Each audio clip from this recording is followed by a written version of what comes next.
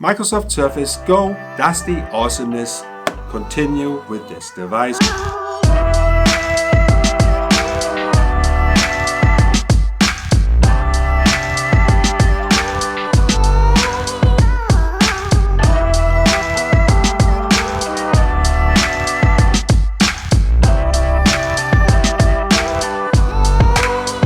My Surface Go comes with an Intel Pentium Gold 1.6 GHz processor. I do like gold, but I'm not sure what the performance is like. It has 128 GB SSD of storage and you guessed it, 8 GB of Go RAM. Well, it really is DDR3. It also has an Intel HD 615 integrated graphics, 10-inch screen, resolution is 1800 by 1200 pixels. So it is platinum and it comes with Windows 10 S right out of the box. It's sort of a locked down version of Windows. The idea of the S mode is that any application is inspected for security as it can only be downloaded from the Microsoft Store. I did try it for a week or so, but I switched to Windows 10 and it was as easy as switching on or off a light. You just go to the Microsoft Store, toggle yes, no, on, off, and that was pretty much it. As easy as that. The camera at the rear has 8 megapixels, the front camera has 5 megapixels with Windows Hello included. First things first, the device is really small and I know everybody knows it, but I feel it still needs pointing out. Build quality is absolutely more than expected, no corners have been cut. As a matter of fact, I think corners have been rounded. It has the same magnesium body of the Surface Pro. It has a brilliant kickstand, which means you actually don't need any other accessory and can truly use it as a tablet device from get-go. For productivity reasons, I have opted for the Surface Keyboard Signature type cover, which comes with Alcantara, nice and soft. It also comes with backlight. Now there is nothing budget about that. I already had a pen with my Surface Pro, which I'm using for this video. This Surface Go does not feel like a budget device whatsoever. Looking at my Surface Pro, the Surface Go seems and behaves like the smaller yet more agile brother. The screen is smaller with slightly less resolution, but it is superbly sharp, bright with around 420 nits, really good viewing angles and front-facing speakers. So what is it like using it?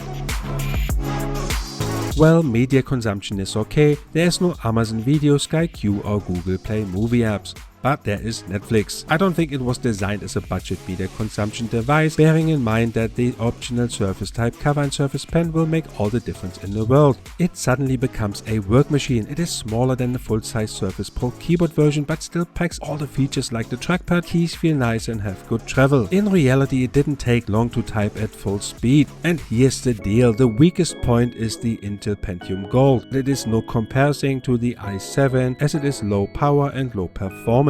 I think the best way to describe the performance is that this Surface Go is not designed to super multitask, yet it was capable to fulfill all my demands. But wait, time out. Is it really such a weak point, that Pentium Gold processor, looking at the price of around $500 for the Surface Go? I paid twice as much for my Surface Pro and both devices perform very well, just in different ways for different demands. Therefore, it can't really be seen as a weak point. Finally, a USB Type-C port for accessories and power in conjunction with the Surface connector. Connecting it to an external monitor, no problem. It even works with a 4K display with 60 Hz. No issues here. The Surface Go doesn't stop with a USB-C port, it has all other standards as well, Bluetooth 4.1, a headphone jack and a micro SD card slot. Microsoft claims battery life of 9 hours. With my workflow, I got about 6, which is really not bad considering size and price. This Surface Pen is another $100 accessory and is certainly not something that is needed. If I had to choose between the Surface type cover and the pen, well, it is a no-brainer, it would be the type cover. Your productivity level combined with flexible travel performance is going to increase with any of these choices.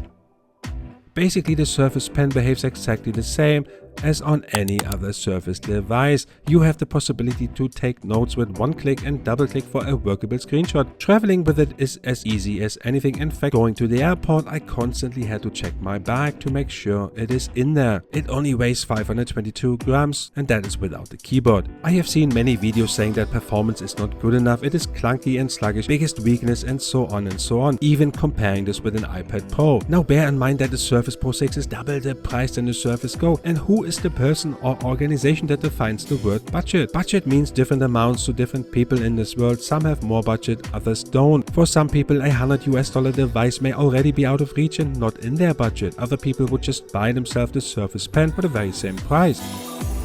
So my take is very simple. The Surface Go is a budget device out of the box that doesn't suck. Adding accessories makes it obviously more useful. Media consumption is okay, it has good speakers and the excellent kickstand. Productivity wise, the Surface Go is not a performance beast, but it gets the job done. You just have to be patient at times. It is a desktop experience packed into a very small device, and for this it performs really well. It is also available in 4G, and I thought, how could I summarize this Surface Go in one single sentence? Premium, and here it is. Premium look and feel with productivity on the go.